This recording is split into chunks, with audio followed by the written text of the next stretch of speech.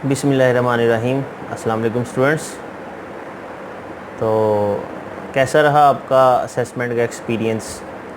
घर पे बैठ के काम करने का आपको एक्सपीरियंस कैसा रहा? अच्छा लगा आपको? आज़ादी थी आपको अब बुक से देखते या कहीं से भी देखते? तो होपफुली आपने इसको खुद किया होगा या कहीं से देखे बगैर। तो अभी हम इसका सलूशन डिस्कस करते हैं। जो आपने मुझे सलूशन भेजा मैं उसको भी देखूँगा। तो अभी आप अपनी कंफर्मेशन के लिए ज़रा सलूशन को देख लें। तो सबसे पहला जो क्वेश्चन मैंने इसमें पूछा था वो था tick the statement as yes और नो। हमने बताना था कि ये जो स्टेटमेंट्स हैं ये इनके सामने हम येस लिख सकते हैं या नो लिख सकते हैं। क्वेश्चन स्टेटमेंट शुरू होती है साइंस इज़। पहला पॉइंट था to investigate working of human brain. Human brain की वर्किंग हमने चेक करनी है, मतलब इसमें ऑब्जर्वेशन होगी, एक्सपेरिमेंटेशन होगी, तो फिर हम इसको अंडरस्टैंड कर सकते हैं। तो ये साइंस से रिलेटेड है, इसको हम येस कहेंगे। Collecting knowledge about stars and planets. Stars और प्लैनेट्स के बारे में भी आपको अगर नॉलेज चाहिए तो उसके लिए भी आपको ऑब्जर्वेशन एक्सपेरिमेंटेशन करनी पड़ती है, तो ये भी येस होगा। Study about nature. नेचर के बारे में आप स्टडी करनी है कि नेचर में मुख्तलिफ़ चीज़ें किस किस तरह से हैं, कैसे हैं, क्या काम है उनका, क्या रोल है, उसको ओवरऑल डिस्कस करना है, तो इसके लिए भी येस होगा।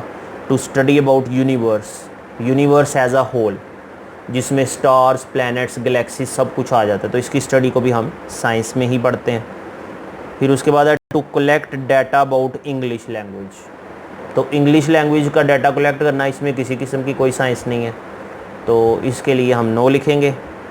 फिर उसके बाद है science is originated from Arabic word. No, हमने ये फर्स्ट लेक्चर में पढ़ा था कि साइंस जो है वो एक लैटिन वर्ड से निकला है, सेंशिया। सेंशिया से ये वर्ड निकला है, तो इसके लिए नो आ जाएगा। फिर है to invent a technology. Science किस लिए यूज़ होती है? टेक्नोलॉजी इन्वेंट करने के लिए, बिल्कुल ठीक है, यस आएगा। Understandable without experiments.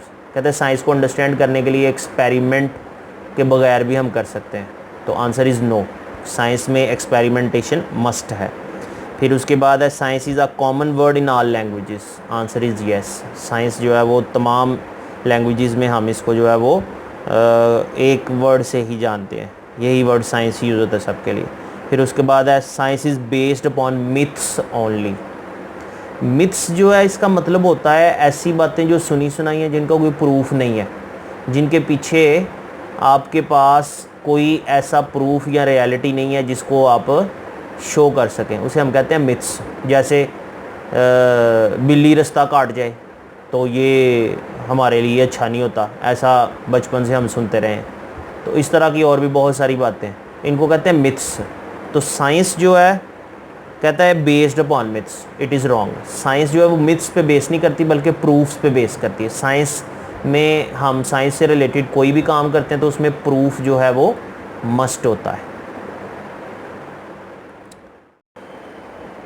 Question number 2 था complete the following flow chart by the given words. Words मैंने दे दिए हुए थे, आपने सिर्फ बॉक्सेस में फिल करना था।